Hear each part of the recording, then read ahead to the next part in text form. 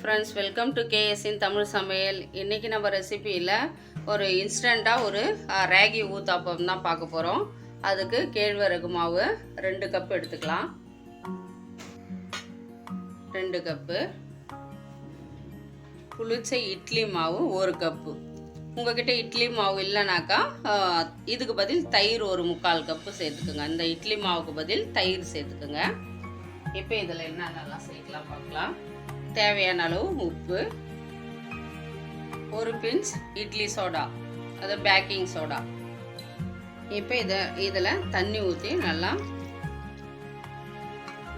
Mix பண்ணி விட்டுடலாம். நல்லா கட்டிகள் இல்லாமல் நல்லா இது மாதிரி கரைச்சி விட்டுருங்க. நல்லா இது மாதிரி தோசை மாவு பதத்துக்கு இருக்கட்டும். இப்போ இதை ஒரு அரை மணி நேரம் மூடி வச்சிடலாம்.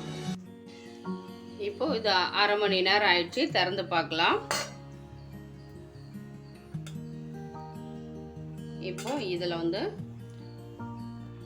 2 பச்சை மிளகாய், ஒரு 1/4 ஸ்பூன் சீரகம், 1 பீஸ் இஞ்சி மிக்சியில் அப்படியே கோர்ஸாக நரப்பாக அரைச்சி வச்சுருக்கேன். இது போட்டால் நல்லா ஊத்தாப்பத்துக்கு ஒரு நல்ல ஃப்ளேவர் கொடுக்கும். அதே நேரத்தில் கொஞ்சம் காரமும் இருக்கும். நம்ம சைடிஷே தேவையில்லை, அப்படியே சாப்பிட்லாம். இதை நல்லா மிக்ஸ் பண்ணிக்கலாம். இப்போ வெங்காயம் 3 வெங்காயம் நல்லா பொடியாக கட் பண்ணி வச்சுருக்கேன். கேரட்டு நல்லா சாப்பரில் பொடியாக கட் பண்ணி வச்சுருக்கேன். கொஞ்சம் கொத்தமல்லி. இப்போ இதை எப்படி செய்யலான்றதை பார்க்கலாம். இப்போ ஒரு தோசை தவா வச்சிடலாம். அதில் ஹீட்டாக எண்ணெய் இருக்குது. லைட்டாக எண்ணெய் தடவிக்கலாம்.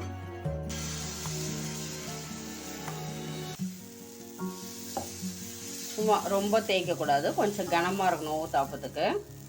அப்போ தான் ஆனியன்லாம் போய் அதில் பிடிக்கும். அப்படியே கொஞ்சம் கொஞ்சமாக பபுள்ஸ் எழும்போம். அப்போ லைட்டாக எண்ணெய் சுற்றி ஒரு 1/2 ஸ்பூன் எண்ணெய் ஊற்றிக்கலாம்.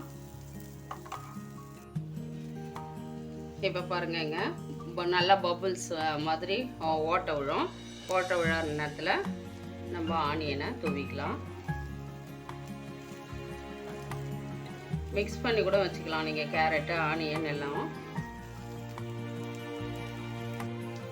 இப்போ ஆனியன்லாம் போட்டு இது மாதிரி அழுத்தி விட்டுருங்க. அப்போ தான் மாவில் நல்லா அழுந்திடும், கொட்டாமல் இருக்கும்.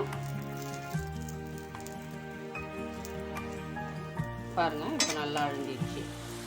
இப்போ ஒரு பக்கம் வெந்த உடனே நம்ம திருப்பி போட்டுக்கலாம். இப்போ இந்த பக்கம் நல்லா லைட்டாக ஒரு 1/2 ஸ்பூன் ஆயில் விட்டுக்கலாம். ஆனியன் வேகணும். அப்படியே ஒரு மீடியம் ஃப்ளேமில், சிம்மை விட கொஞ்சம் அதிகமாக வச்சு வேக விடுங்க. அப்போ தான் ஆனியன் வெந்துடும், இல்லைனாக்கா தோசை தீஞ்சிரும். இப்போ அடுத்த பக்கமும் வெந்துட்டு இருக்கோம். நம்ம திருப்பி பார்க்கலாம். பாருங்க, எவ்வளோ சூப்பராக இருக்குது ஊத்தாப்பம். இன்னொரு முறை குழந்தைங்களுக்குலாம் செய்யணுன்னாக்கா அடுத்ததாக இப்போ ஏற்கனவே போட்ட ஆனியன் இருந்தாக்கா அதெல்லாம் தோசை திருப்பிலே தள்ளிடுங்க, இல்லை துணி வச்சு துடைச்சிருங்க. இப்போ அடுத்தது உங்களுக்கு எந்த சைஸ் வேணுமோ சும்மா லைட்டாக இப்படி அழுத்தி விடுங்க, ரொம்ப தேய்ச்சிடக்கூடாது. இப்போ பாருங்கள், இந்த பபுள்ஸ் வர ஆரம்பித்த உடனே ஆனியனும் கேரட்டும் மிக்ஸ் பண்ணி வச்சுட்டேன். அதை அப்படியே போட்டுடலாம். கொத்தமல்லி இப்போ போட்டதும் இப்படி அழுத்தி விட்டுருங்க. அப்போ தான் அந்த மாவோட நல்லா செட் ஆகும், இல்லைனாக்கா உளுந்துரும்.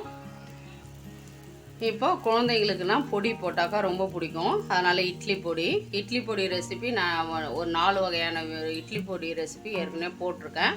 அதை வேணா டிஸ்கிரிப்ஷன் பாக்ஸில் கொடுக்குறேன். ரொம்பவும் டேஸ்ட்டாக இருக்கும்.